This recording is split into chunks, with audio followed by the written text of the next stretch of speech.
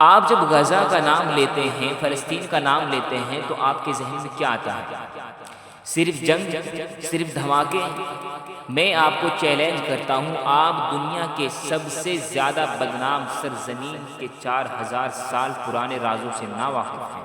یہ صرف ایک جنگی علاقہ نہیں، یہ تاریخ کے سب سے بڑے فاتحوں کی گزرگاہ اور ایک ایسی ناقابل یقین انسانی طاقت کا مرکز ہے جسے جان کر آپ حیران رہ جائیں گے۔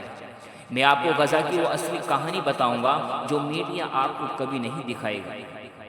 پہلے نمبر پر آپ کو جان کر حیرت ہوگی کہ غزہ ایک چھوٹی سی پٹی نہیں ہے، یہ دراصل قدیم زمانوں کا وہ تاریخی دروازہ تھا جو افریقہ اور ایشیا کو جوڑتا تھا۔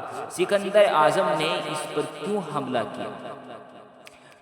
رومن سلطنت نے اسے کیوں سنبھال کر رکھا؟